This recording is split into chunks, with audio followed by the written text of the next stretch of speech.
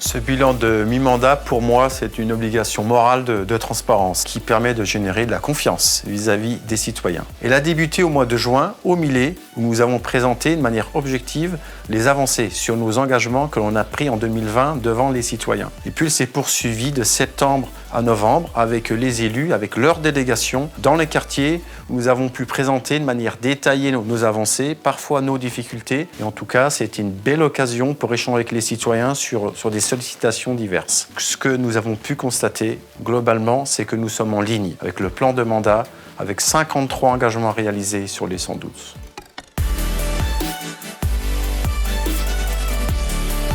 Alors, au cours de cette journée porte ouverte, une centaine d'agents ont été mobilisés pour présenter leur métier à travers donc une exposition sur la ville ou différents ateliers. Et donc, les habitants ont déambulé dans la mairie pour connaître les différents services. C'est important pour moi la journée porte ouverte parce que nous sommes sollicités toute l'année par des habitants pour des rencontres avec monsieur le maire et le directeur général des services. Nous avons mis en scène la préparation du conseil municipal ainsi que la gestion d'une crise.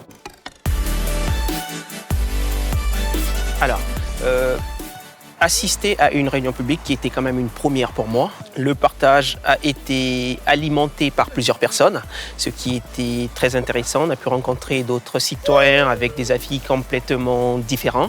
Je pense que c'est enrichissant pour en savoir un peu plus de ce que fait la mairie pour faire vivre notre communauté, pour œuvrer à faire en sorte que l'île d'Abo devienne une ville de plus en plus attractive à travers ces associations et bien d'autres services qui mettent en place. Moi-même étant sportif, puisque je fais partie du club loisir du basketball, je suis persuadé que chaque association collective apporte à la jeunesse une structuration pour leur insertion dans la vie professionnelle.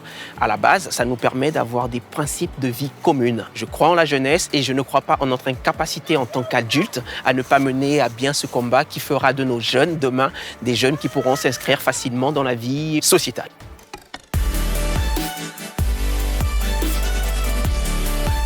Ces 2 années, elles vont être tout d'abord marquées par la poursuite de nos engagements que l'on a pris en 2020. Pour y parvenir, nous allons continuer à nous baser sur le triptyque agents, citoyens, élus, où chacun à sa place va agir pour les politiques publiques. Nous continuerons à être attentifs aux besoins du quotidien et puis également à préparer les défis d'avenir, qu'ils soient environnementaux, sociétaux ou économiques. Le citoyen, il a sa place à la fois via la plateforme Je participe et puis lorsque l'on va dans les quartiers. N'oublions pas que tous les premiers samedis de chaque mois, les élus sont disponibles à votre écoute pour évoquer les sujets que vous souhaitez. N'hésitez pas à continuer à m'interpeller lors de nos rencontres impromptues, que ce soit à la médiathèque, sur le marché ou au bord d'une aire de jeu ou dans d'autres lieux de la commune, pour discuter des sujets qui vous sont chers.